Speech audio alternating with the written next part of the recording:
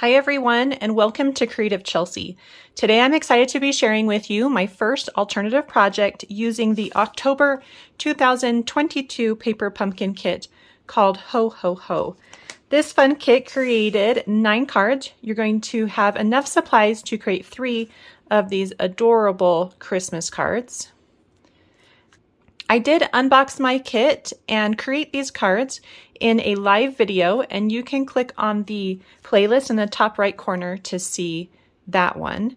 Today I'm going to be sharing a version of this card and how to create this fun shaker card. Do you see all those fun elements in there?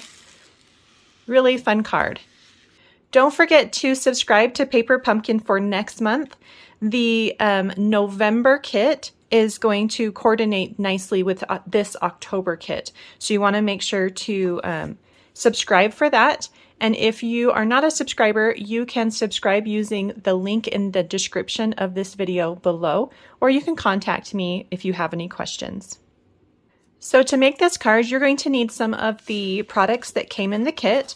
I've got the light blue card base, the starry sky, the frame, and then this is a strip from the envelope, and I'll give you the dimensions for that in just a minute. You will also need to have some extra things to make the card. So a card base, I am using Bermuda Bay cardstock. It's been cut to 5.5 by 8.5 and scored at 4 1/4. Then I have a window sheet here, and this window sheet is just cut a little smaller than 3.5 by 3 1/4. So it's 3 3/16 by 3 7/16. Then you will also need some foam adhesive strips and some linen thread. And I have 18 inches of linen thread here, or you could use baker's twine or another type of ribbon. So definitely use what you have to create this card if you're going to be making it as an alternative to that paper pumpkin kit for October. So the first thing we're going to do is create our shaker element. And if you've never made a shaker element, you need 3 pieces. Usually a frame of some sort, your window sheet so that you can see those elements moving around, and then your background piece. So for the background piece, I do want to do a little stamping in there. I love the Santa and reindeer image that came in the paper pumpkin kit. And I'm going to stamp it in early espresso, which is the same color that the Stampin' spot was. And I'm going to stamp this in the top area of this starry sky.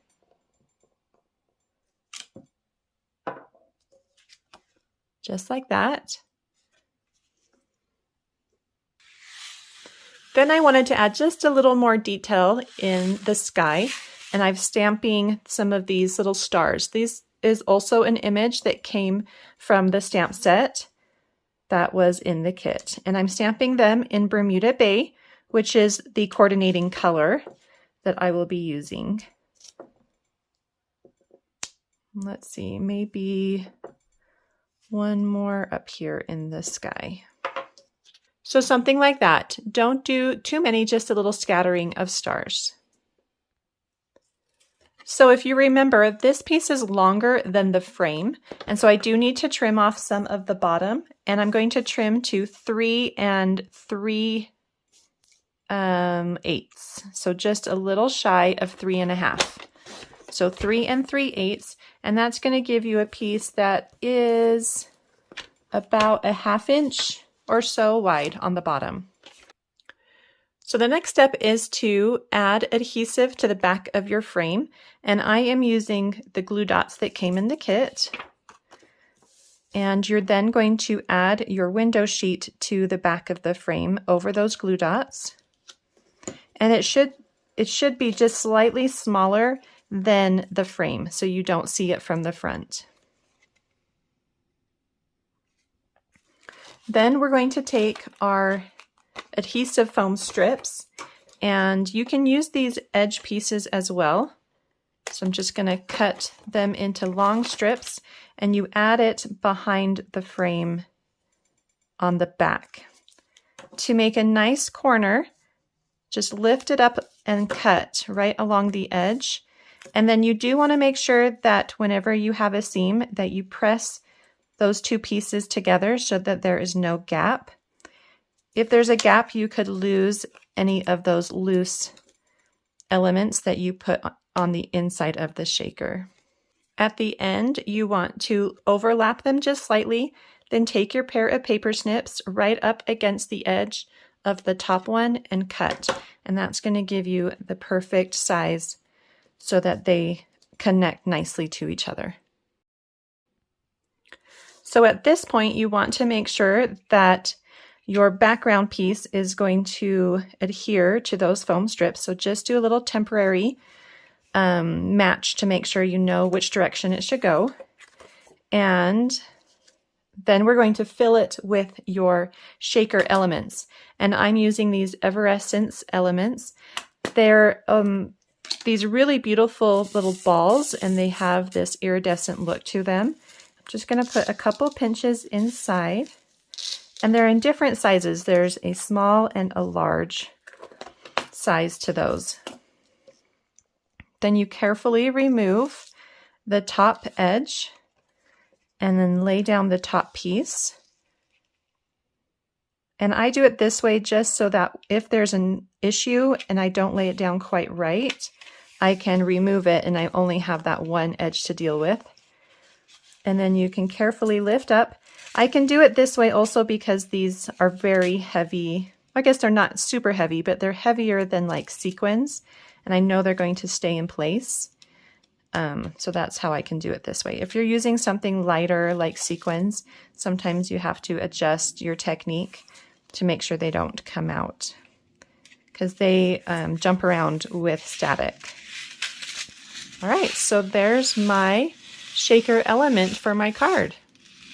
So let's go ahead and move on to the next step, which is to cut down some of the pieces from the kit. So I've got the light blue card base, and I am going to cut this down to 3 3/4 to 5 inches. And I am going to use this strip for my greeting, so make sure to hold on to that. And then you'll want to take an envelope. This is the striped bottom envelope. Open it up so that you have access to this beautiful pattern.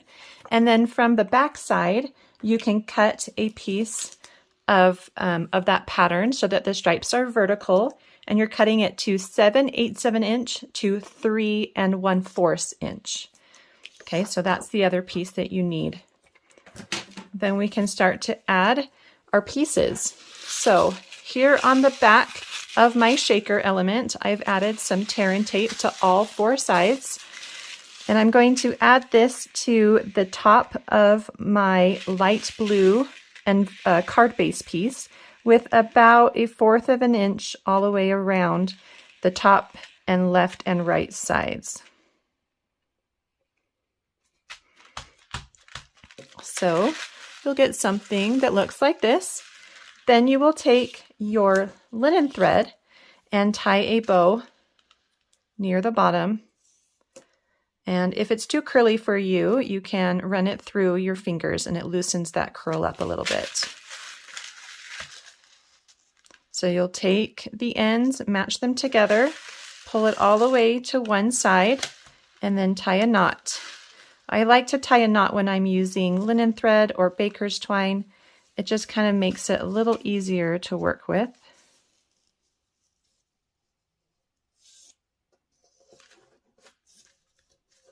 Slide it so it's just underneath the shaker element, and then tie a bow.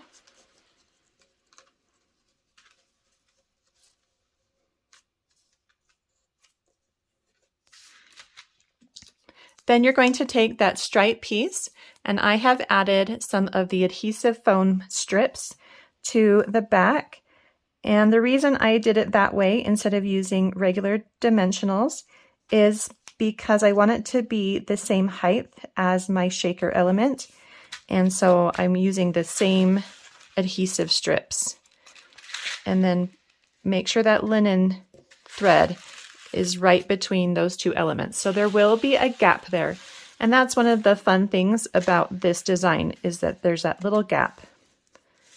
All right. So now we can add this to our card base. And I'm going to add tear and tape to the back of this main piece here. Then remove all the paper backing, and then that just goes right in the center of your Bermuda Bay card base, or if you're using a different color card base. And then you'll want to press down firmly on all that tear and tape right along those edges. So fun. I love shaker cards. So then the greeting that I decided to use from the kit is the Joy, and I have added the glue dots from the kit to the back. And I'm adding these just so that they touch the bottom edge of the shaker element, and the J and the Y will touch the right and left edges. And then there'll be just enough room for the O right in between.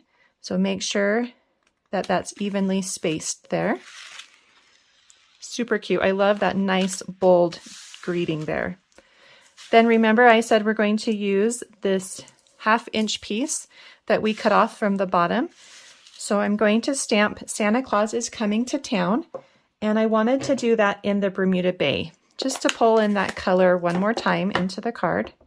So if you don't have this color, you could use the Early Espresso that came in the kit. So nice, even pressure. And then we're going to trim the sides down to fit the greeting.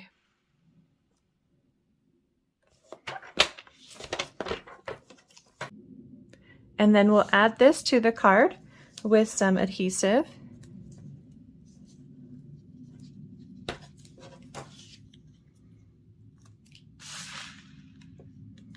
And I placed it in this bottom section with just a little bit peeking out from the top.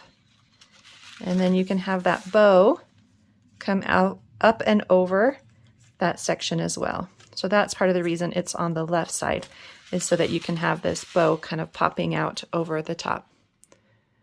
Well, I hope you enjoyed watching me create my first alternative project using the Ho Ho Ho Paper Pumpkin Kit from October 2022. If you are interested in getting written instructions or close-up images of this card, you can visit my blog, creativechelsey.com. Thanks so much for watching. Have a creative day. Bye.